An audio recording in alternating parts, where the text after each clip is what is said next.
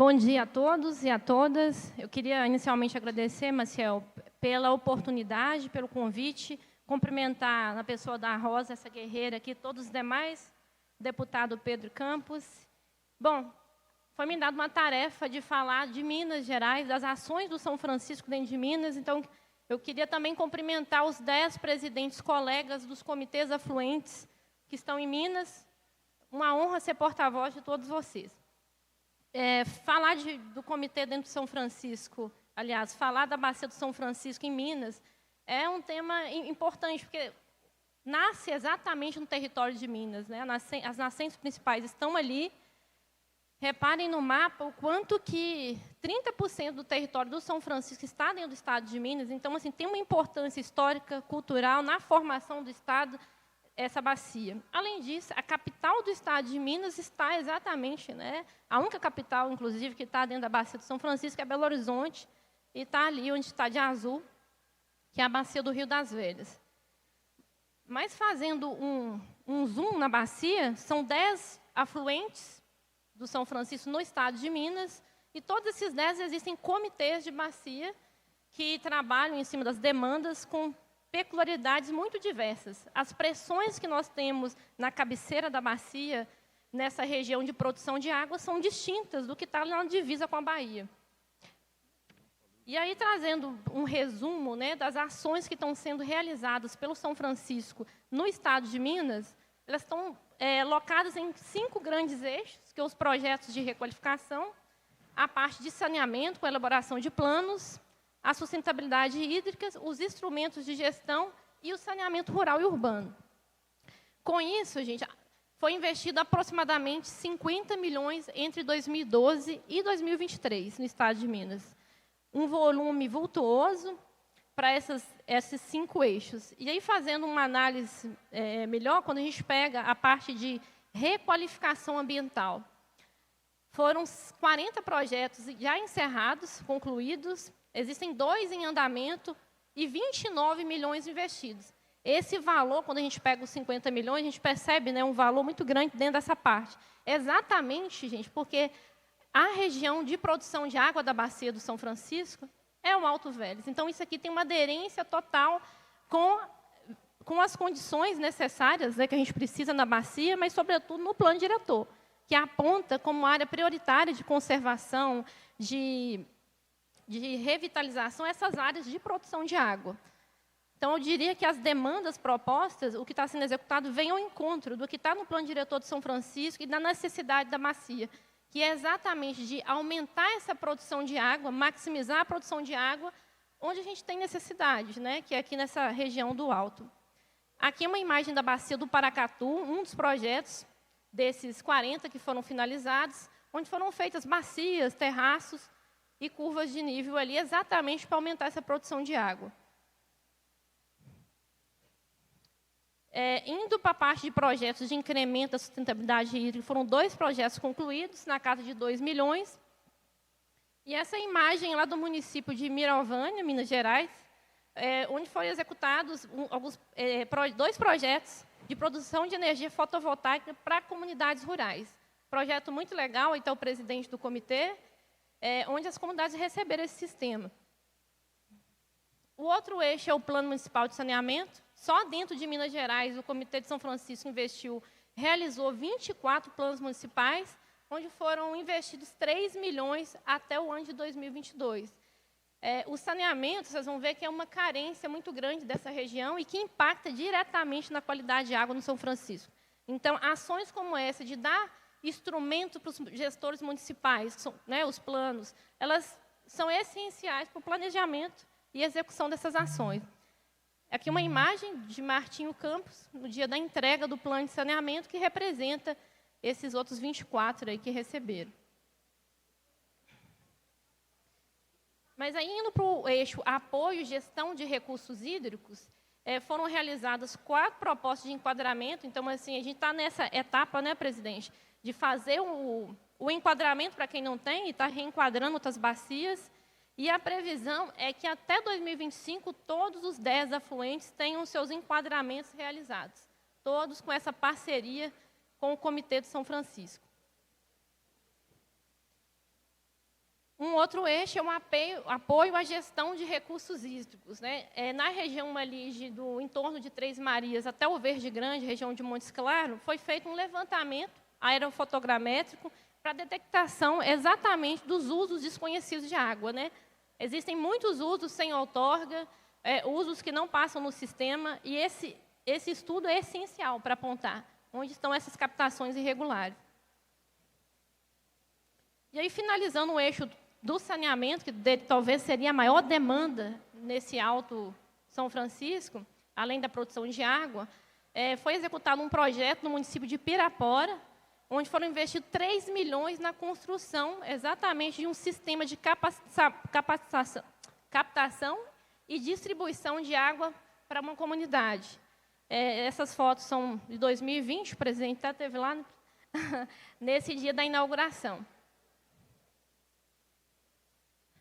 No eixo de esgotamento sanitário, 3 projetos em elaboração, esses estão tramitando, 3 milhões previstos até 2024, onde 3 municípios vão receber essas ações de saneamento rural: Jaíba, Mamonas e Passatempo. Nessa foto, vocês percebem ali as comunidades rurais que vão receber essas ações que já estão em curso.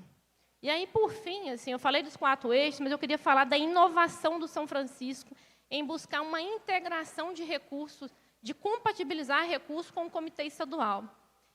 No estado de Minas, dos 10 afluentes, apenas o Velhas e a Bacia do Pará têm cobrança pelo uso da água, então que tem recurso. E, recentemente, no último ano, nós fizemos uma articulação, um protocolo de intenções, onde foi compatibilizado o recurso dos 2 comitês.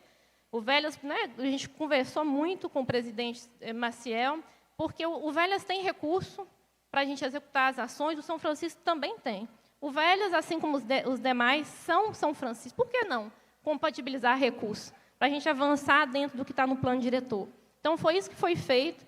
Nós assinamos um protocolo de intenção com 2 objetivos claros, que era financiar o enquadramento dos corpos d'água e, mais do que isso, fazer o saneamento rural das comunidades rurais dentro da Bacia do Velhas. O Velhas está entrando com cerca de 80% de recursos e o São Francisco com os outros 20%, para a gente conseguir avançar nessa pauta. Com isso, nós vamos sanear regiões importantes da Bacia do Velhas, como a região de Ouro Preto, onde nasce exatamente o Rio das Velhas, onde ainda temos esgoto sendo lançado numa nascente de um rio principal que passa dentro da metropolitana. Então, assim, vai ser um grande avanço a várias mãos que vai ser feito. Essa parceria, essa é foto do dia da parceria, que a gente formou ali em Minas. Bom, eu queria finalizar falando que, embora tenha tantos investimentos acontecendo e necessários, os desafios são enormes para o estado de Minas. A gente tem uma bacia, que é a área de recarga do São Francisco, mas com uma pressão minerária enorme. Então, o maior problema, a maior pressão hoje é a pressão minerária. Isso nos preocupa muito. Já tivemos 2 acidentes em Minas. E se a gente ter uma reincidência disso na Bacia do Velhas, é o que a gente brinca, a gente não tem um plano B igual o Doce tem, o Paropeba, que são os barramentos. O sistema é todo a fio d'água. Se romper, vai comprometer todo o sistema. Compromete todo o Velhas e chega no São Francisco. Isso vai impactar diretamente na qualidade de água, então essa preocupação é enorme, além da demanda por saneamento. A gente tem uma capital na cabeceira dessa bacia ali do Velhas, com déficit de saneamento, e isso impacta diretamente. A gente queria muito entregar águas de qualidade do Velhas para o São Francisco, ainda não conseguimos. A gente tem toda uma metropolitana numa cabeceira de uma bacia com déficit de saneamento. Então, assim, a gente precisa muito avançar nessa pauta para que a gente tenha águas melhores aí no São Francisco. Isso tudo mostra a necessidade de revitalização. Revitalização, de maximizar essa produção de água na Bacia do Paracatu, no Altíssimo, nessas regiões que vão propiciar essa maior recarga de água aí para toda a bacia. E eu queria só encerrar dizendo que não tem como, gente, pensar em gestão de água sem pensar em cada território. Eu acho que o São Francisco tem avançado muito. No último ano, a gente avançou com essa integração, e isso é um exemplo de pensar fora da calha que vocês vêm fazendo. O que a gente espera muito é que isso continue, que a gente aumente essas parcerias, porque é só cuidando de cada território que a gente vai ter uma calha mais saudável, com mais água, para que a população tenha, né, segurança hídrica aí, tanto no baixo quanto no alto. Então, que essas parcerias, essas integrações, elas continuem. Quanto velhas, né, a gente tem condição de fazer essa parceria, de aportar esses recursos. Eu tenho falado muito sobre isso, né, compartilhar recurso para alavancar essas ações dentro dos planos diretores e galgar mais resultados. Quando a gente se une, a gente avança muito mais. Então, eu encerro aqui, agradeço a oportunidade e a gente segue à disposição. Muito obrigado, Poliana, uma apresentação muito clara. Mais uma vez, esses estudos também que nós fizemos na região entre Três Marias e o Grande, na Calha do São Francisco, nós entregamos à Agência Nacional de Águas e tem 2 anos que a gente tem cobrado da Agência Nacional de Águas que faça o cadastro desses usuários, que nós detectamos que também não são outorgados. Também essa questão da necessidade da bacia, dessa integração do Comitê de São Francisco com outros, principalmente o Velhas, que tem recurso. Então, esse termo de cooperação que nós fizemos, por exemplo, o chamamento por saneamento rural na bacia, que vai atender principalmente essas comunidades rurais com aquele sistema de fossas agroecológicas, outros sistemas, que é um sistema que dá muito certo. O Comitê de São Francisco transformou esse projeto em um programa para a bacia de saneamento rural, e nós fizemos esse termo de cooperação para que o Comitê do Velhas, por exemplo, o São Francisco fez o chamamento público, deputado, apareceu 93 comunidades que se propuseram a receber, só que o Comitê de São Francisco só pôde atender 12, por conta do seu recurso, por conta da sua capacidade técnica. E algumas dessas comunidades eram no Velhas. Então, nós fizemos esse termo de cooperação e o Velhas vai abraçar parte disso também, vai também poder executar a partir desse trabalho. E essa questão da elaboração dos planos municipais de saneamento, que vocês já estão vendo que o comitê fez, são 116 em toda a bacia.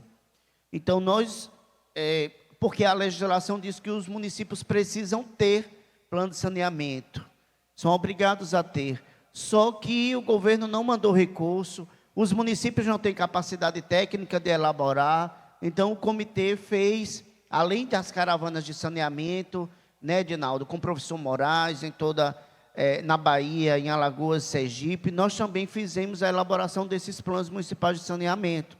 E nós acompanhamos através dos ministérios públicos. Assim que a gente entrega os planos de saneamento, a gente encaminha para o Ministério Público a relação para que o Ministério Público instaure procedimento para acompanhar se o município começa a implementar o seu plano de saneamento.